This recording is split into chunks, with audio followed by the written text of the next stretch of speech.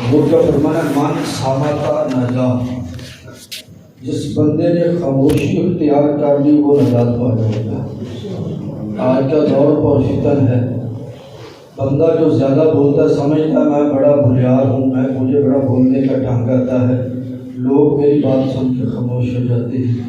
صاحب حضور نے فرمایا من صامت نجا، خاموشی میں نجات ہے۔ جتنا زیادہ گفتگو کرے گا، جتنا زیادہ بولے گا، اتنی ہی زیادہ تیری پکڑ ہوگی۔ نبی علیہ السلام کا فرمان جب صبح ہوتی ہے تو جو زبان ہے یہ پورا جسم اس زبان سے مخاطب ہوتا ہے۔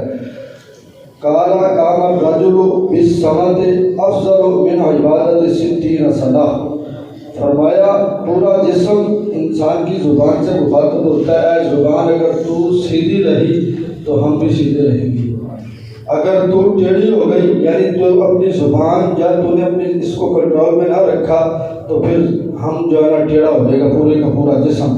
مطلب کیا ہے، اگر تو زبان اپنی حفاظت کرے گی یعنی صحیح بولے گی تو ہمارا جسم بھی سلامت رہے گا، دنیا میں بھی آخرت میں اللہ کے عذاب سے بھی۔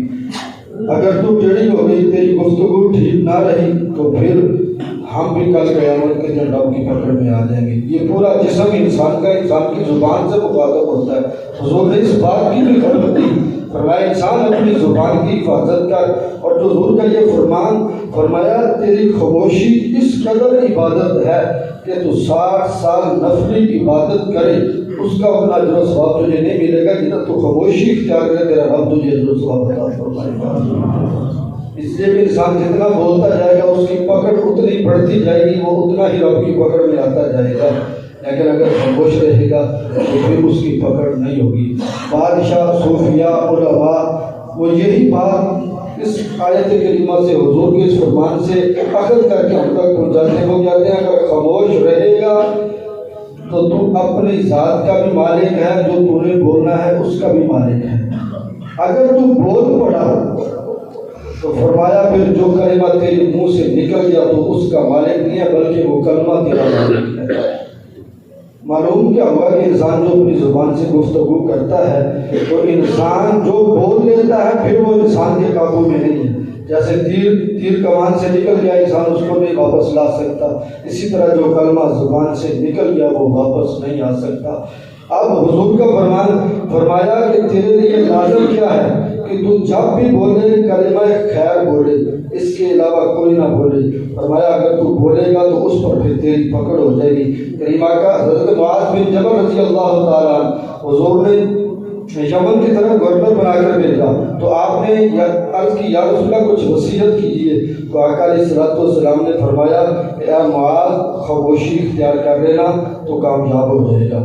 حضرت معاذ کہتے ہیں میں نے سمجھا شاید یہ کوئی کم کلمہ ہے، کوئی حضور میں میری جو ہے مجھے نصیحت صحیح طریقے سے نہیں کی، پھر عرض کی یا رسول اللہ کوئی نصیحت کیجیے، تو آقا علیہ السلام نے فرمایا ساکولت کا اموں کا، اے معاذ تیری ماں تجھے روئے، میں تجھے کہہ رہا ہوں کہ زبان کی حفاظت کرنا۔ اگر زبان کو تجھے اپنے کنٹرول میں کر لیا، جہاں کا تجھے گورنر بنا کے بھیجا ہوں ساری مخلوق تیرے تابع ہو جائے گی۔ مطلب کیا ہے کہ انسان اگر خاموشی اختیار کرتا ہے، اب خاموشی کا مطلب کیا ہے؟ یعنی کہ بس خاموش رہنا۔ فرمایا اور یصمت فلیقل خیرا، فرمایا یا جب بولنا ہے تو اچھی بات بولنا یا خاموش رہنا۔ اب یہ دو لفظ ہیں حضور کے، فرمایا یا تو بولنا ہے تو اچھی بات بولنا یا خاموش رہنا۔ اچھی بات کا مطلب یہ ہے اللہ کا ذکر کرنا، عبادت کرنا، ذکر و اذکار کرنا، کسی کے ساتھ گفتگو کرنا تو اس کو اچھا مشورہ دینا، اچھی بات کرنا، کسی کا دل نہ دکھانا۔ فرمایا یہ اگر تو کر لے گا، اچھی بات کر لے گا تو تیرے لیے بہتر ہے۔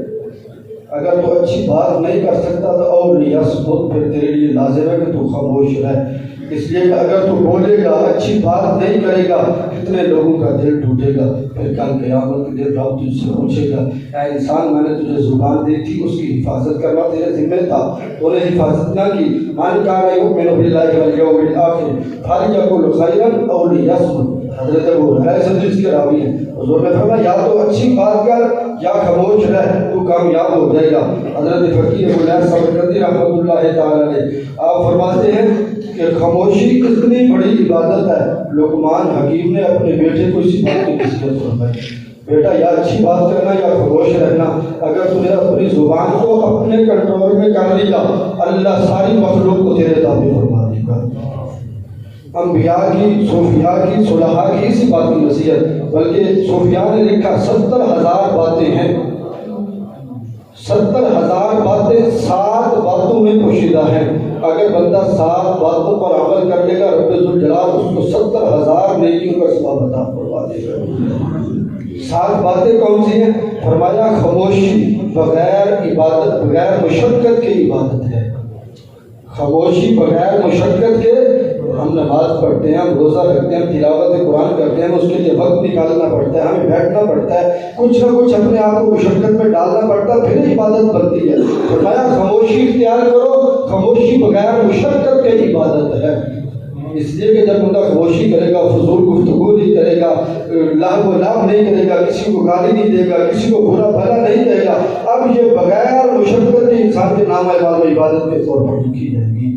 پھر حضور نے کیا فرمایا کہ خاموشی بغیر زیور کے انسان کی زینت ہے. اب جو انسان زیادہ گفتگو نہیں کرتا، بات نہیں کرتا، تو لوگ بھی اس کی تعریف کرتے ہیں، یا بندہ ہے یا بولتا ہے تو اچھی بات کرتا ہے یا خاموش رہتا ہے. یہی زینت ہے انسان کی. فرمایا خاموشی بغیر حکومت کے لوگ ہیں. ایک بندہ حکومت کرتا ہے، اس کا دنیا پر روب چلتا ہے. ایک بندہ خاموشی اختیار کرتا ہے، رب اس بندے کا روب سارے بندوں پر طاری فرما دیتا ہے. پھر فرمایا خاموشی ایسی عبادت ہے جو بغیر دیوار کے قلعہ ہے. قلعہ پہلے زمانے میں گھروں کے بنایا جاتا تھا، یہ گھر کے دیوار بنائی جاتی حفاظت کے لیے. اگر بندہ خاموشی اختیار کرے گا، فرمایا یہ مضبوط قلعہ ہے. اگر تو بری بات نہیں کرے گا کوئی تیری طرف انگلی نہیں کرے گا، کوئی تجھے نقصان نہیں پہنچا سکے گا. فرمایا خاموشی اختیار کر، یہ تیرے لیے ایسی عبادت ہے کہ فرشتے راحت میں رہیں گے. انسان جتنی بات کرے گا فرشتے اتنا ہی لکھیں گے، اچھے ہوں گے اچھے لکھیں گے، برے ہوں گے برے لکھیں گے. فرمایا خاموشی اختیار کرے گا، عبادت ہوگی، نیکیوں والے فرشتے تو نیکیاں لکھیں گے، لیکن جو گناہ لکھنے والے فرشتے ہیں وہ راحت سے رہیں گے، آرام سے رہیں گے. جب وہ آرام سے رہیں گے تو تمہاری بخشش کا ذریعہ بن جائے گا. کریم آقا صلی اللہ تعالی علیہ وسلم کا فرمان، فرمایا ما یضمن لی ما بین لحیہ و ما بین رجلیہ اضمن لہ الجنہ. فرمایا 2 چیزوں کی ضمانت دے دو، 2 جبڑوں کے درمیان زبان، 2 ٹانگوں کے درمیان شرمگاہ. فرمایا 2 چیزوں کی ضمانت تم دے دو، جنت کی بشارت میں تمہیں عطا فرماؤں گا. یعنی کس انسان کو جنت کی بشارت دی جا رہی ہے؟ وہ انسان جو اپنی زبان کی حفاظت کرے گا، اپنی شرمگاہ کی حفاظت کرے گا. اگر ہم سمجھے تو یہ 2 باتیں ہی ہماری نجات کا ذریعہ ہے. اگر ہم اپنی زبان کی حفاظت کر لیں، ہم اپنی شرمگاہ کی حفاظت کر لیں، اس کو پاک باز رکھ لیں، زبان بھی پاک ہو، ہماری شرمگاہ بھی گناہوں سے پاک ہو، تو ہم حضور نے کیا فرمایا؟ یضمن لی الجنہ، میں محمد اس کی جنت کی بشارت دیتا ہوں. تو حضور نے جنت کی بشارت دی ہے.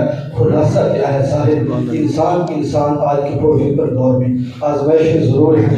لوگ مجلس لگا کے بیٹھتے ہیں، دکان پہ بیٹھتے ہیں، کہیں بھی بیٹھتے ہیں، تو جو زیادہ بول لیتا ہے کہتا ہے پتہ نہیں میں کتنا بڑا تاجر ہوں، پتہ نہیں کتنا بڑا میں کاروبار کرتا ہوں. صاحب فرمایا نہیں، ضرورت کے مطابق بول، اچھی بات کر، اچھی گفتگو کر، اپنے نکاح کے ساتھ، اپنے لین دین والے کے ساتھ، اپنے ہمسائے کے ساتھ، اپنے رشتے دار کے ساتھ، جس کے ساتھ بھی تو بیٹھا ہے، تیرا اٹھنا بیٹھنا ہے، اس کے ساتھ اچھی بات کر، اس کو اچھائی کا مشورہ دے، اس کو برے الفاظ سے یاد نہ کر، اس کو گالی نہ دے، کسی کو ساتھ فحش گفتگو نہ کر. اگر تو یہ کر لے گا تو فرمایا یہ تیرے لیے عبادت بن جائے گی. تو کاروبار بھی کر رہا ہوگا، تیرے لیے عبادت کا درجہ لکھا جائے گا.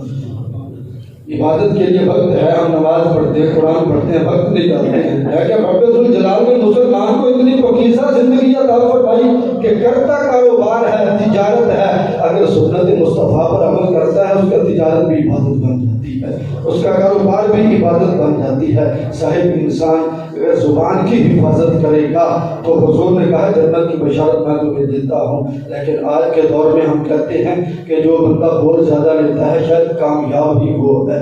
فرمایا وہ کامیاب نہیں ہے جو خاموشی اختیار کرتا ہے یا اچھی بات کہتا ہے، وہ کامیاب ہے. جو زیادہ بولتا ہے اس کی پکڑ بھی زیادہ ہے، پھر دنیا میں بھی اس کی پکڑ ہے کہ لوگوں کی باتیں اس بندے کی طرف ہو جاتی ہیں، یا یہ بندہ ایسا ہے، یہ بندہ ایسا ہے. بتلانے کا مقصد یہ ہے کہ اگر ہم اپنے مسلمان ہونے کے ناطے جو رب نے ہمیں اتنی بشارتیں اتنے انعامات ہم پر کیے ہیں، اگر ہم اس پر عمل نہ کریں تو اس پر عمل کون کرے گا؟ اگر آج عمل کریں گے تو اگلا جہان ہمارا آسان ہو جائے گا۔ رب ذوالجلال ہمیں عمل کرنے کی توفیق عطا فرمائے۔